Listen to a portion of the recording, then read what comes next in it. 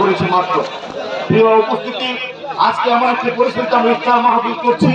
এই গণতান্ত্রিক যে ধারা ভাবধারা এবং সূচনা লাভ করেছি আমরা, আজকে সেটাকে ধূলিসাৎ করার জন্য, সেটাকে ধ্বংস করার জন্য আবার সে প্রযুক্ত স্বৈরাচার এবং স্বৈরাচারের বসে নেই। তাদের অবস্থান থেকে দেশকে অস্থিতিশীল করার জন্য প্রতিবাদ মুহূর্তে তাদের অবৈধ অর্থ সম্পদ দিয়ে দেশকে অস্থিতিশীল করার জন্য ষড়যন্ত্র করে যাচ্ছে।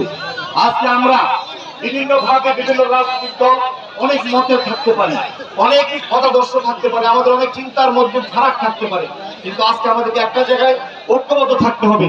বাংলাদেশের প্রশ্নে, এদেশের জনগণের স্বার্থে, এদেশের মানুষের ভোটের অধিকার, স্বাধীনতার সার্বভৌমত্ব এবং গণতন্ত্র ফিরিয়ে দেওয়ার যে আন্দোলন সংগ্রাম আমরা করেছি রাজপথে বিগত 17 বছর, আমাদের মধ্যে কোনো যেন ষড়যন্ত্রকারীরা কোনোভাবে ভুল বোঝাবুঝির সৃষ্টি না করে আমাদেরকে বিশৃঙ্খলার মধ্যে পতিত করতে না পারে। কারণ আমরা দীর্ঘ 17 বছর পরিবার পরিজন সবকিছু বিসর্জন দিয়ে, নিজের আরাম আয়েশ অর্থ সম্পদ বিত্ত সবকিছু বিসর্জন দিয়ে আমরা কখনো জেলখানায়, কখনো রাজপথে, কখনো আমাদের সহকর্মীকে পিচদালা পথে তাদের বুকের তাজা রক্ত ঢেলে দিয়ে এই হাসিনাকে বিদায় করার জন্য 17 বছর আন্দোলনকে আমরা দানা বাঁধিয়েছি।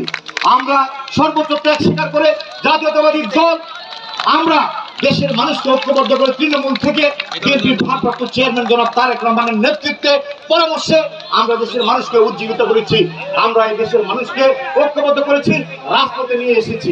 আজকে অনেকে মনে করেন শুধুমাত্র জুলাই আগস্টের আন্দোলনে এ দেশ নতুন যাত্রার সূচনা হয়েছে, এটা সঠিক নয়।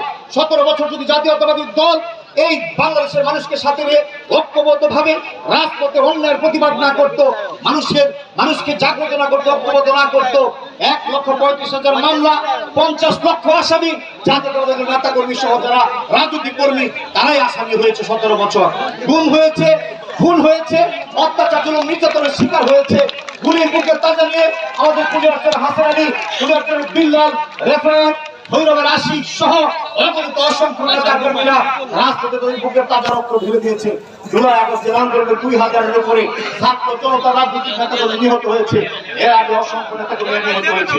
আজকে আমরা তাদের রক্তের শপথ নিয়ে ওয়াদা করেছি, আমরা আজকে সামান্য স্বার্থকে সামনে রেখে শুধুমাত্র নিজস্ব এজেন্ডা বাস্তবায়ন করার জন্য যেন আমরা ব্যস্ত না হই, আমরা যেন দেশের স্বার্থে, বৃহত্তর স্বার্থে আজকে একটি বাংলাদেশের যে রাষ্ট্র সংস্কারের যে বিনির্মাণ করার লক্ষ্যে আমরা যে স্বপ্ন দেখিয়েছি, দেশের মানুষকে স্বপ্নটাকে ধূলিসাৎ না হয়, নষ্ট না হয়, সেদিকে আমাদের খেয়াল রাখতে হবে।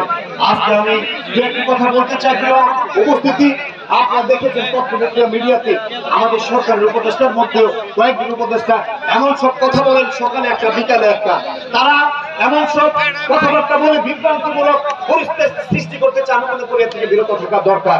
আজকে বাংলাদেশের মানুষ গত 14 সালে ভোট দিতে পারে নাই, 18 সালে ভোট দিতে পারে নাই, 24 সালে ভোট দিতে পারে নাই।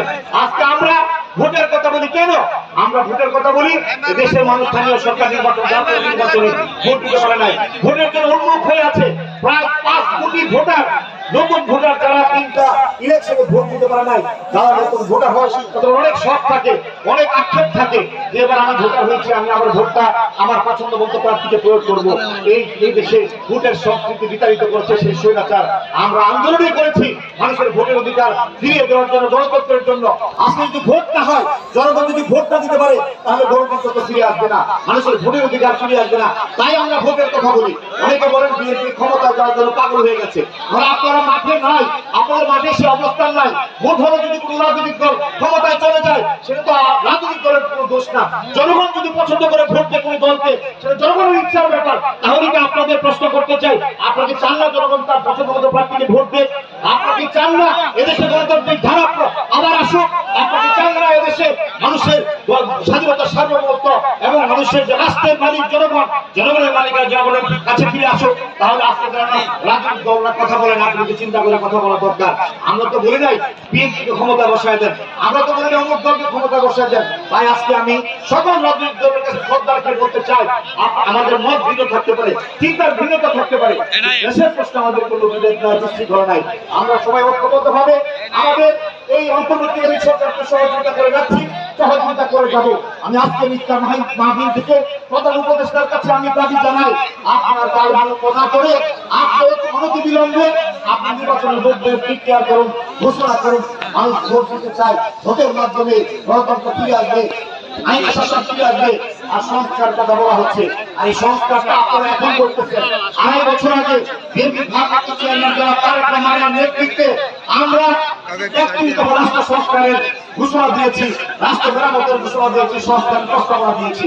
আজকে আপনারা যে কথাগুলো বলছেন বিশেষ প্রস্তাবনা আমরা 2.5 বছর আগে দিয়েছি। আমরা রাজনীতি করেছি কথা বলে পরামর্শ করে আমরা কখনো 27 দফা, কখনো 10 দফা, তারপরে 27 দফা, তারপরে 31 দফা। তাই নয়, আমাদের চেয়ারম্যান বিএনপি ভারপ্রাপ্ত চেয়ারম্যান জনাব তারেক রহমান সাহেব বলেছেন এই 27 দফাই শেষ নয়, প্রয়োজনে এটা সংশোধন হবে, বিয়োজন হবে, ওই মধ্যে বৈষম্যের দেশের মানুষের কথা চিন্তা করে আমরা সেটাকে বৃদ্ধি করতে পারবো, কমাতে পারবো, বাড়াতে পারবো। তাই আমি বলি সংস্কারের বিপক্ষে আমরা নয়, নির্বাচনের কার্যক্রম করতে হবে। আমি বিশ্বাস করি বর্তমান দেশের পরিস্থিতি বিবেচনা করে অনতিবিলম্বে সরকার সেই ব্যবস্থা নেবে। আপনারা দেখেছেন অতীত স্বৈরাচারের অবৈধ সম্পদ